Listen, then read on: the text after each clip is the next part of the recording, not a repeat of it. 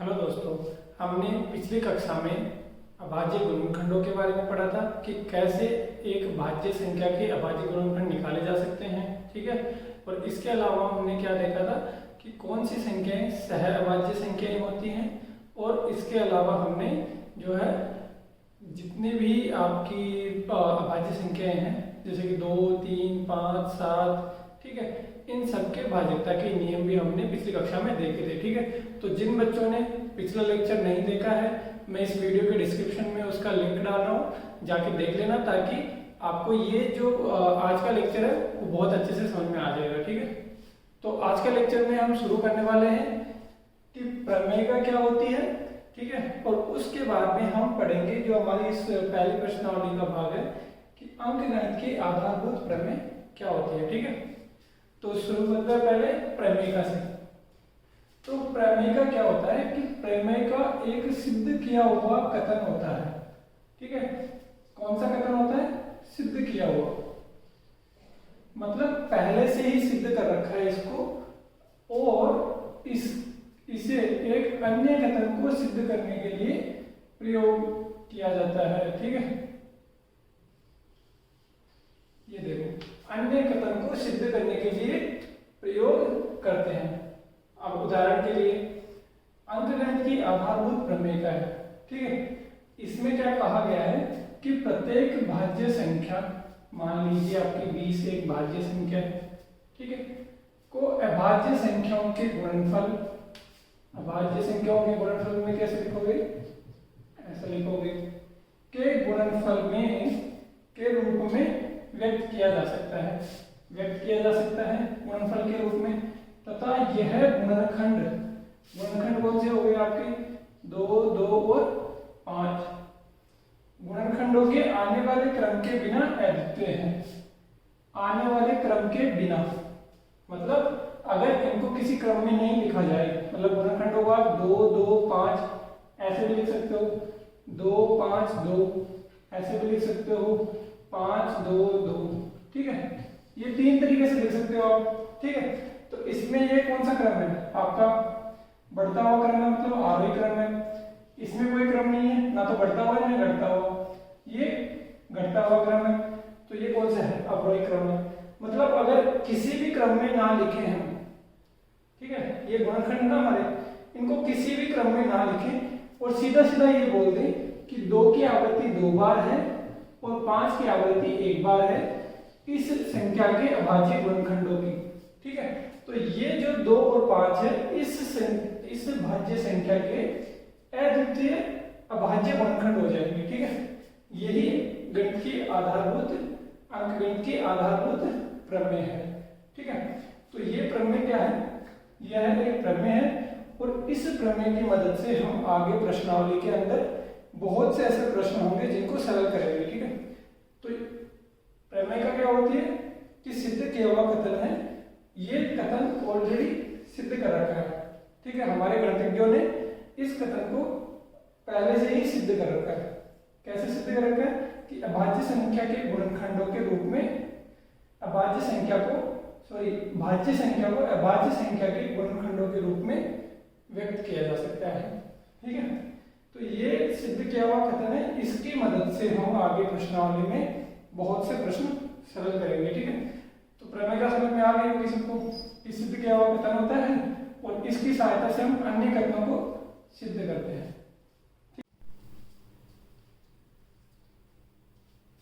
ठीक है बच्चों, तो हमने अंकगणित के आधारभूत प्रमेय देख ली। अंकगणित के आधारभूत प्रमेय क्या है? किसी भी भाज्य संख्या को उसके अभाज्य संख्याओं के गुणनफल के रूप में व्यक्त किया जा सकता है और उस संख्या के जो अभाज्य गुणनफल है, मतलब कि जो अभाज्य गुणनखंड है, वो अद्वितीय होंगे अगर उनको किसी क्रम के रूप में नहीं लिखा जाता है। तो ठीक है। तो अब आते हैं, हमारा पहला उदाहरण है, कौन सा उदाहरण है हमारा? पहला उदाहरण है संख्याओं 4 की घात n पर विचार कीजिए। ठीक है। किस पर विचार करना है हमें? 4 की घात n पर, जहां n एक प्राकृत संख्या है। क्या है? प्राकृत संख्या। अब इसीलिए मैंने आपको जो है ना पहले लेक्चर में पढ़ाया था कि प्राकृत संख्या क्या होती है। अब कई बच्चे जिन्होंने नहीं देखा है, उनको अगर पिछली क्लास का याद नहीं है तो वो नहीं समझ पाएंगे कि प्राकृत संख्याएं क्या होती हैं। तो प्राकृत संख्याएं कौन सी होती हैं? जो 1 से लेकर के अनंत तक चलती है, ठीक है। उसके बाद में संख्याओं, इस पर विचार कीजिए जहां n एक प्राकृत संख्या है, जांच कीजिए कि क्या n का कोई ऐसा मान है जिसके लिए 4 की घात n अंक शून्य, ये अंक शून्य है पर समाप्त होता है, ठीक है। इस प्रश्नावली का सबसे कठिन सवाल है ये। जो भी बच्चा अभी 10th क्लास में है और जिसका मैथ एवरेज है या एवरेज से कम है, मतलब थोड़ा कम होशियार है मैथ के अंदर या फिर बहुत ही कमजोर है, उसको ये वाला प्रश्न सबसे हार्ड लगता है। क्यों लगता है? क्योंकि इतना बड़ा जो है क्वेश्चन लिखा हुआ है, क्वेश्चन देख के डर जाते हैं। जबकि मैं ये बोलता हूँ इस प्रश्नावली का सबसे आसान क्वेश्चन यही है। अब कैसे है देखते हैं। तो सबसे पहले प्रश्न सरल करने से पहले आपको क्या करना है? हल लिखना है, ठीक है। उसके बाद में देखो प्रश्न सरल करने के तरीके होते हैं। अगर आप तरीके से प्रश्न को सरल करके आओगे तो एग्जाम में आपके मार्क्स बहुत अच्छे आएंगे, ठीक है। और एग्जामिनर आपके मार्क्स कभी भी काटेगा नहीं।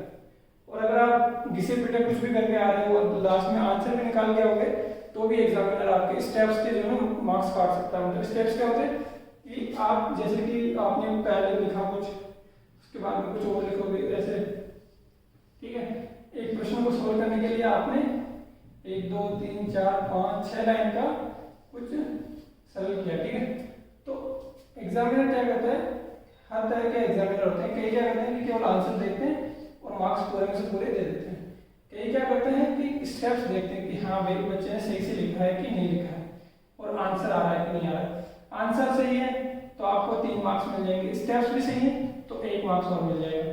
तो अगर 4 मार्क्स का है तो 1 मार्क्स आपके स्टेप मार्किंग के होते हैं कई बार, ठीक है। तो आपको क्या करना है कि ये 1 मार्क्स जाने नहीं देना है, ठीक है। अगर आपको 90 या 100 नंबर का टारगेट लेके चल रहे हो ना मैथ में, तो हर एक नंबर की बहुत ज्यादा इंपॉर्टेंस है, ठीक है। तो आप क्या करेंगे? हल करने के लिए क्या है? सबसे पहला तरीका है दिया हुआ है,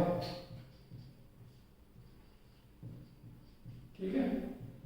अब क्या दिया हुआ है? संख्याएं 4 की घात n पर विचार कीजिए, ठीक। तो ये क्या है? 4 की घात n, ये क्या है? संख्या दी हुई 4 की घात n दी हुई है, ठीक है। जहां पर n एक प्राकृत संख्या है, कोमा लगाएंगे, n एक क्या है? प्राकृत संख्या है, मतलब 1 2, ठीक है। ये है एक आपकी प्राकृत संख्या होगी। जांच कीजिए कि क्या n का कोई ऐसा मान है जिसके लिए 4 की घात n का जो समाप्त होने वाला अंक है वो 0 है कि नहीं है। तो ये तो आपको दिया हुआ है। अब ज्ञात क्या करना है?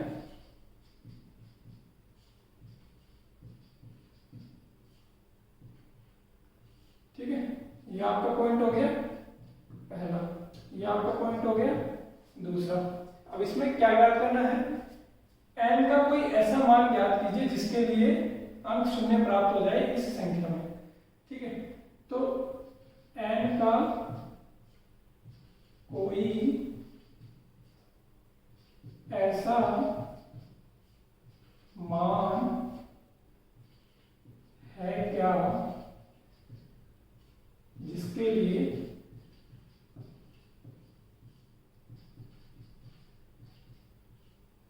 4 की घात n में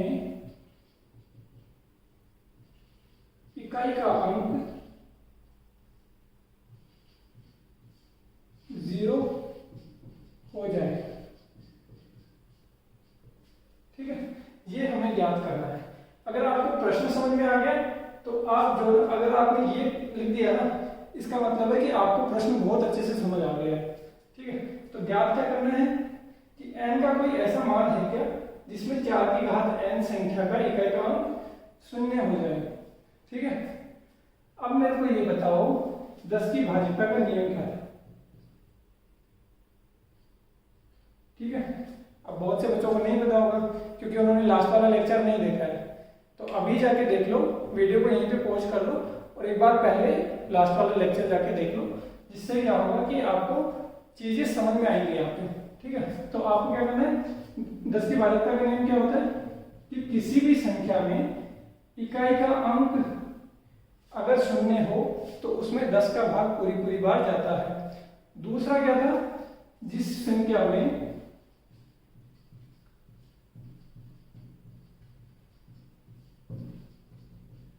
दो तथा 5 का भाग पूरी बार जाता है, वो संख्या 10 से विभाजित होती है।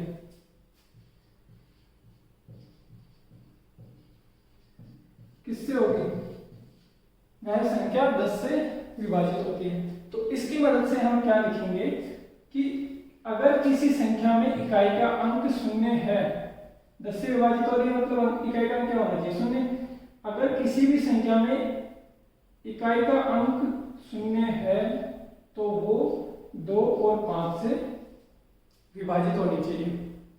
ठीक है, विभाजित होनी चाहिए मतलब 2 और 5 का भाग पूरी बार जाना चाहिए। अगर 2 और 5 का भाग पूरी बार जाएगा तो 2 और 5 आपकी क्या है, अभाज्य संख्याएं हैं, है कि नहीं है। 2 और 5 आपकी अभाज्य संख्या है, तो उस संख्या के मतलब 4 की घात n के 2 तथा 5 क्या होने चाहिए, अभाज्य गुणनखंड होने चाहिए।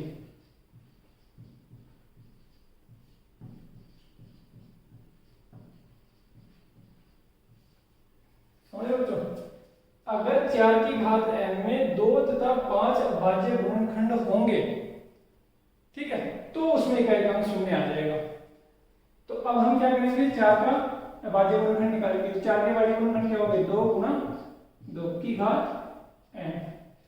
अब n का ऐसा कोई मान है क्या जिसके लिए इकाई का अंक शून्य हो जाएगा, तो क्या हम देखेंगे पहले कि इसमें 2 और 5 अभाज्य संख्याएं आ रही है कि नहीं आ रही है इन गुणनखंडों में। तो 2 तो आ रहा है परंतु 5 नहीं आ रहा है। ठीक है, तो हम क्या करेंगे, इसमें 4 के अभाज्य गुणनखंड में 2 आता है परंतु 5 नहीं आता। ठीक है, अतः 4 की घात n में n के किसी भी मान के लिए इकाई का अंक 0 नहीं होगा। ठीक है, मैं आपको जो ना पूरा प्रश्न एक अलग से नोट्स के रूप में लास्ट में ऐड कर दूंगा सरल करके। ठीक है, तो टेंशन मत लो कि अभी सर ने पूरा नहीं लिखा है, यहाँ पे आपको समझना जरूरी है। ठीक है, तो एक बार फिर से देख लेते हैं इसको। संख्याओं 4 की घात n में, ठीक है, 4 की घात n।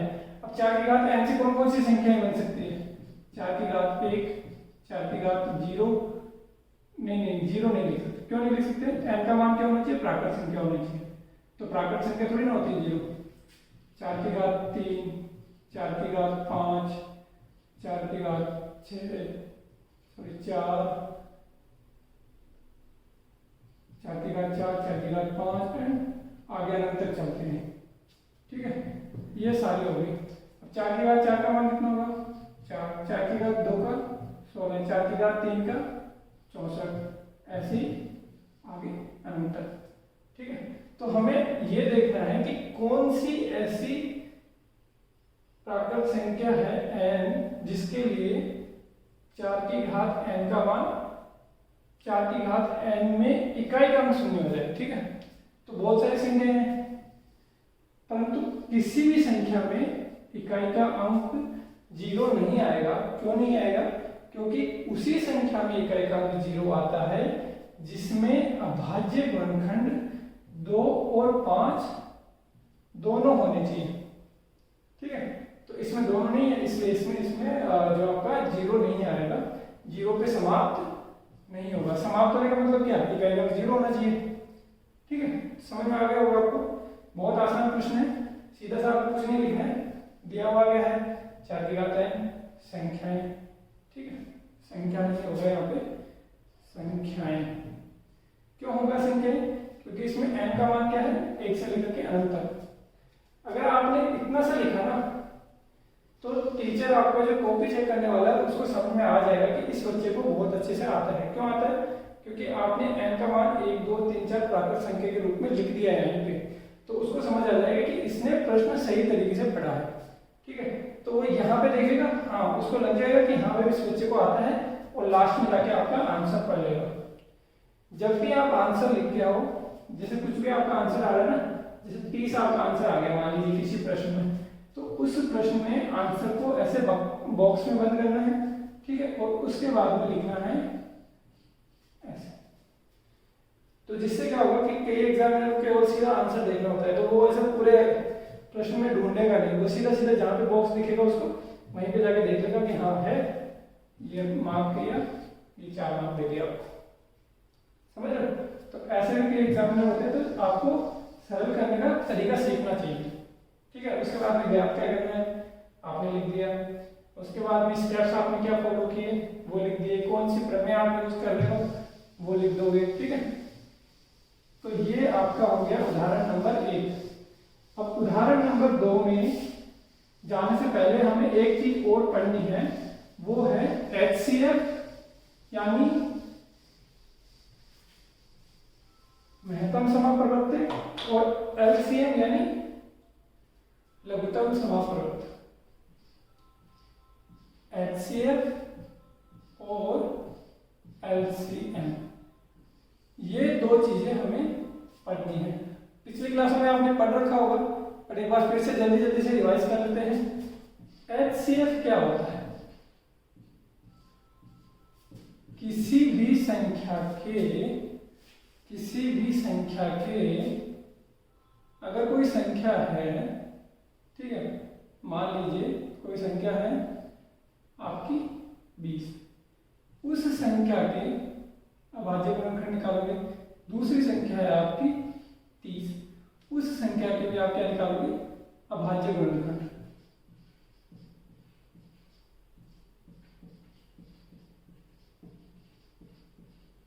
ठीक है, तो आप क्या निकालोगे, 30 और 20 की अभाज्य संख्या के गुणनखंड निकालोगे। क्यों निकालोगे? क्योंकि हमें इन दोनों का HCF ज्ञात करना है। तो सीधा सीधा 20 का अभाज्य गुणनखंड क्या हो जाएगा, 2 10 2 5 5 1, ठीक है। उसके बाद में 30 का 2 15 3 5 5 1, ठीक है। ये दोनों के अभाज्य गुणनखंड आ गए, तो इसको कैसे लिखोगे, 2 गुणा 2 गुणा 5। उसको कैसे लिखोगे, 2 गुणा 3 गुणा 5। उसके बाद में आपको क्या करना है, हर एक अभाज्य संख्या को लिखना है। मतलब कि 20 में कौन कौन सी अभाज्य संख्या है, 2, जिसमें 2 की आवृत्ति कितनी बार है, 2 बार, ठीक है। 5 की आवृत्ति कितनी है, 1 बार, ठीक है। ये तो आपकी क्या है, अभाज्य गुणनखंड।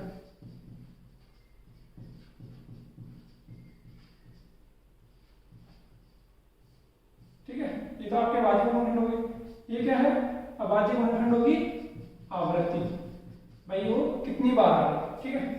इसी प्रकार से आप किसके लिखोगे, 30 के क्या क्या है, 2 कितनी बार आएगा, 1 बार। 3 कितनी बार आ रहा है, 1 बार। 5 कितनी बार आ रहा है, 1 बार, ठीक है। इतना लिख दिया।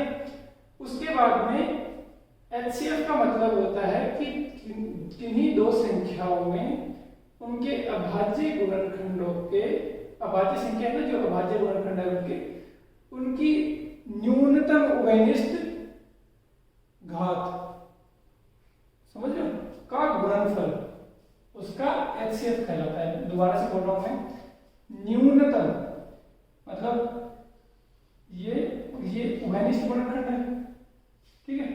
पहले तो क्या देखना है, उभयनिष्ठ गुणनखंड मतलब कॉमन गुणनखंड होने चाहिए। ये कॉमन गुणनखंड कौन कौन से हैं, 2 और 5। 2 इसमें भी आ रहा है, 5 इसमें भी आ रहा है। 2 संख्याओं के अभाज्य गुणनखंडों के उभयनिष्ठ गुणनखंड। दोनों संख्या है 20 और 30। अभाज्य गुणनखंड कौन से हैं इसके?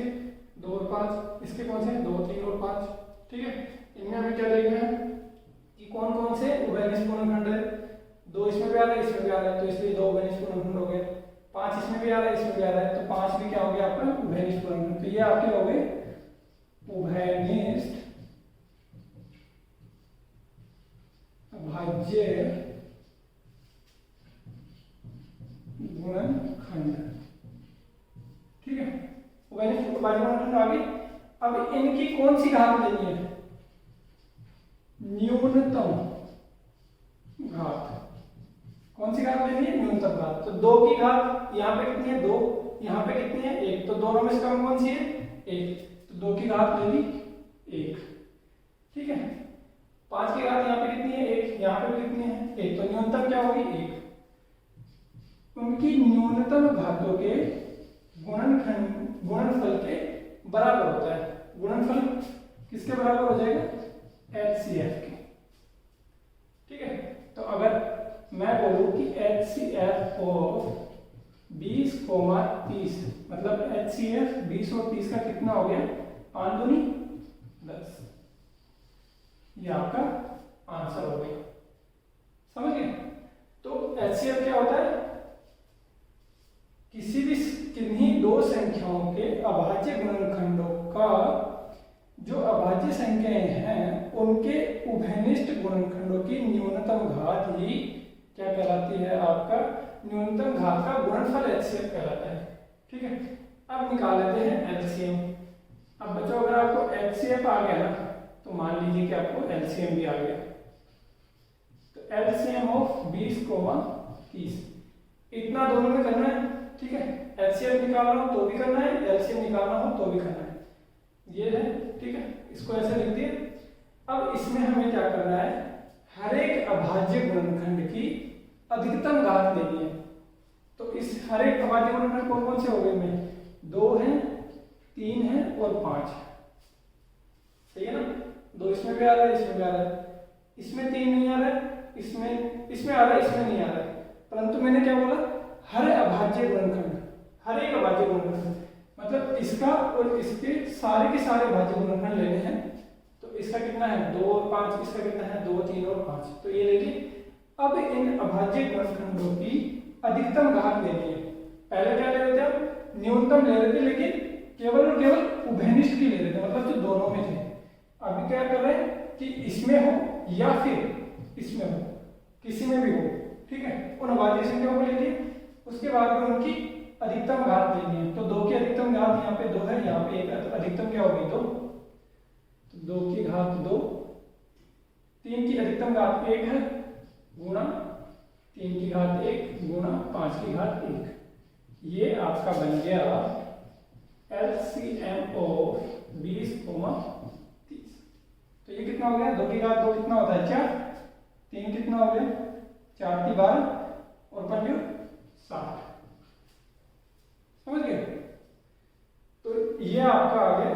तो अब आपका जो है ना, इनका मतलब समझा देता हूं कि HCF और LCM निकालते क्या है? 20, 30। तो LCF का मतलब क्या होता है? हमें ऐसी संख्या ज्ञात करनी है, ऐसे बड़ी से बड़ी संख्या ज्ञात करनी है, ऐसी बड़ी से बड़ी संख्या ज्ञात करनी है जिसमें जो इन दोनों संख्याओं को विभाजित करे। ऐसी कौन सी बड़ी से बड़ी संख्या है जो इन दोनों संख्याओं को विभाजित करती है? तो हम क्या करेंगे? पहले 2 का भाग देखेंगे। 2 का इसमें भी जाता है, इसमें भी जाता है। फिर उसके बाद में 3 का देखेंगे।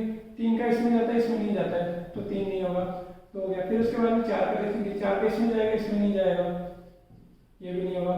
फिर 5 का देखेंगे। 5 का इसमें भी जाएगा, इसमें भी जाएगा। ठीक है, फिर 6 का देखेंगे। 6 का इसमें जाएगा, इसमें नहीं जाएगा। उसके बाद में ये ऐसे पूरा है ना। ऐसा नहीं है कि मैंने जो क्रॉस चिन्ह लगाया वो केवल 30 के लिए है, दोनों के लिए। दोनों में जा रहा है कि नहीं जा रहा है, हमें ये देखना है। फिर 7 नहीं जाएगा, 8 नहीं जाएगा, 9 नहीं जाएगा, 10 जाएगा ना। 10 में 20, 10 या 30। फिर उसके बाद में 11। अब क्या है कि अगर कोई संख्या आपके इस संख्या के आधे मान से, जो दोनों में से छोटी संख्या, छोटी कौन सी है 20, अगर उसके आधे से बड़ी होगी, इसका आधा क्या हो गया 10, 11 क्या हो गया इससे बड़ी, तो यहाँ से आपको लेने की जरूरत नहीं है, क्योंकि आप 11 का नहीं जाएगा, समझ लो, सीधा 12 का जाएगा। ठीक है, तो ये संख्या आपको लेने की जरूरत नहीं है। तो यहाँ पे क्या हो गया, 10 आपका अधिकतम सबसे बड़ी संख्या हो गई, जो जिसमें इन दोनों में भाग जाते हो, जिसका इन दोनों में भाग जाता हो। ठीक है, तो एक तरीका तो क्या है कि हम हर एक संख्या का भाग लेके देखें इन दोनों में, और फिर उनका अधिकतम जो सबसे बड़ी संख्या है जिसका भाग इन दोनों संख्याओं में जाएगा, ऐसे ज्ञात करें। दूसरा तरीका क्या है कि हम HCF की मदद से ज्ञात करें। तो HCF की मदद से थोड़ा आसान रहता है, क्यों, क्योंकि गुणनखंड निकालो, जो उभयनिष्ठ गुणनखंड है उसकी छोटी से छोटी घात उठा लो, समझ गए। दूसरा आता है LCM का मतलब क्या होता है। ठीक है, बहुत से बच्चों को नहीं पता होता है, HCF का मतलब भी नहीं पता था। ठीक है, तो अगर आपको कोई चीज समझ नहीं आ रही है तो कमेंट बॉक्स में लिख देना, मैं ठीक है फिर से आपको समझाने की कोशिश करूंगा। आपको लग रहा है कि लाइव क्लासेस लगानी है तो मैं वो भी लगा दूंगा। ठीक है, तो LCM का मतलब होता है कि वह संख्या जिसमें दोनों संख्याओं का भाग जाता हो, समझ लो। ऐसी कौन सी संख्या है, छोटी से छोटी संख्या बतानी है, बड़ी से बड़ी नहीं। HCF में हम बड़ी से बड़ी संख्या बताते हैं, इसमें छोटी से छोटी संख्या बतानी है जिसमें इन दोनों संख्याओं का भाग जाता है। अब देखो 20 और 30 दोनों संख्याओं में भाग जाना चाहिए, तो ऐसी कौन सी संख्या ऊपर में आएगी। तो पहले 30 देख लेते हैं, क्योंकि ये कम से कम 30 तो होनी है, उससे तो बड़ी होगी ना। तो 30 में इसका जाएगा, इसका नहीं जाएगा, फिर क्या करेंगे, 10 का है तो 40 का लेते हैं। ठीक है, 40 में इसका जाएगा, इसका नहीं जाएगा। ठीक है, 50 का लेते हैं, 50 में इन दोनों का जाएगा, इसमें नहीं जाएगा। फिर 60 का लेते हैं, 60 में इसका भी जाएगा और इसमें जाएगा। अब 60 से छोटी ऐसी कोई संख्या नहीं है जिसमें 20 और 30 का पूरी बार भाग जाता हो, तो ये हमने ऐसे 60 निकाल लिया। तो LCM और HCF हमारे लिए बहुत ज्यादा जरूरी है। न्यूनतम संख्या जिससे हम इन दोनों संख्याओं को विभाजित कर सकते हैं, अधिकतम संख्या जिसमें हम इन दोनों संख्याओं का भाग दे सकते हैं, ये हमारा HCF LCM हो गया। अब बच्चों हमने ये तो देख लिया कि HCF निकालते कैसे हैं, LCM कैसे निकालते हैं। ठीक है, अब एक बहुत ही ज्यादा जरूरी बात ये है, वो जरूरी बात क्या है कि HCF और LCM, HCF किसी संख्या A और B यहाँ पे क्या थे 20 और 30 गुना LCM ऑफ A, B बराबर क्या होता है A गुणा B। अब हम ये क्या करेंगे, इसको एक बार सिद्ध करके देख लेते हैं। HCF ऑफ A और B का कितना है, अच्छा मैंने मिटा दिया क्या, ठीक है। तो HCF था आपका 10, याद है ना, 2 गुणा 5 आया था, ठीक है, बराबर 10। तो HCF ऑफ A गुणा B 10 था। LCM ऑफ A गुणा B कितना 60 बराबर A और B के मान कितना है 20 और 30, 20 गुणा 30, तो 10 600 बराबर 2 3 6 और 2 जीरो लग जाएंगे आगे 600।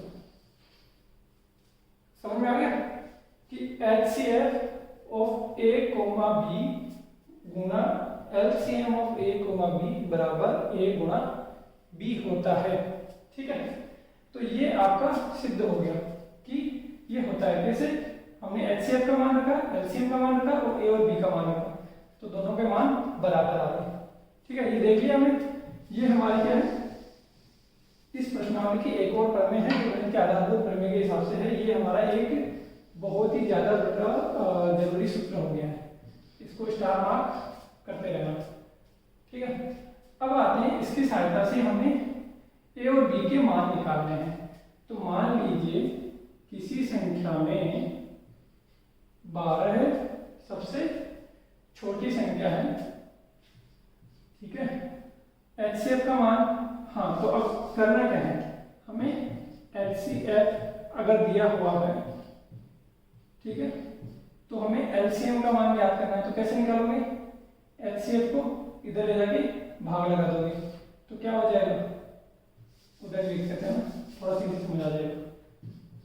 तो अगर हमें LCM निकालना है A, B का, जहां पे हमें किसका मान दिया हुआ हो, जब हमारे को HCF को A, B का मान दिया हुआ हो, तो हम ऐसे LCM निकाल सकते हैं, ठीक है। अब उदाहरण के लिए मुझे HCF दिया गया है और A और B का मान दिया गया है, तो A और B का मान कितना है, 20 गुणा 30।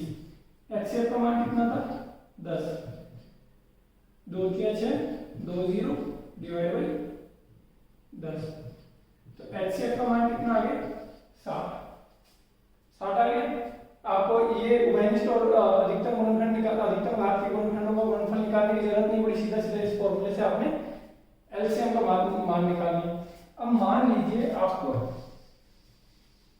HCF नहीं दिया गया है, इस बार आपको HCF ज्ञात करना है, किसकी मदद से, LCM की मदद से।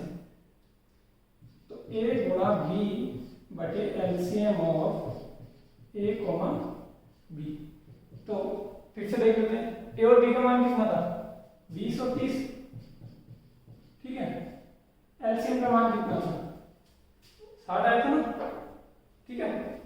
तो 20 का 2 3 6 और 2 0 देंगे 600 बटे 60, 1 0 से 1 0 कट गए, 6 आया 7, ठीक है। तो कितना आ गया, 10। देख लो, अगर आपको ये दो सूत्र याद हो गए तो आपकी जो 1.1 प्रश्नावली है वो आपकी पूरी सरल हो जाएगी। बस इतने से दो सूत्र याद करने हैं, ठीक है बच्चों। अब हम नेक्स्ट लेक्चर में क्या करेंगे कि 1.1 प्रश्नावली के जितने भी प्रश्न हैं वो सारे के सारे 1 बाय 1 कर करके हल कर लेंगे, ठीक है। तो आज के लेक्चर में हमने क्या पढ़ लिया कि गणित की अप्रमेयता क्या होती है, गणित की आधारभूत प्रमेय क्या होती है, ठीक है। उसके बाद में HCF क्या होता है, LCM क्या होता है, इनको कैसे निकाला जाता है, ठीक है। और HCF और LCM के कौन कौन से सूत्र होते हैं, समझ गए। तो ये अगर आपको आज के लेक्चर में बस इतना ही होगा, इससे आपकी 1.1 प्रश्नावली सारी सरल हो जाएगी। आप जाके एक बार कोशिश कर लेना, नहीं तो फिर कल हम पूरी जो ना आपको सारे के सारे प्रश्न 1 बाय 1 अच्छे से समझाएंगे, ठीक है। ठीक है बच्चों, तो आज के लिए इतना ही। अपने बाकी के दोस्तों के साथ भी शेयर करो यार, ठीक है। ऐसा नहीं है कि बस खुद को जो है ना मास्टरमाइंड बनाना है, भाई दूसरों के साथ भी शेयर करो, उनको भी थोड़ा समझ में आएगा, उनका भी थोड़ा भला कर दो, ठीक है। तो वीडियो को अपने सारे फ्रेंड्स के साथ शेयर करो, ठीक है। ठीक है बच्चों, आज के लिए इतना ही। जय हिंद।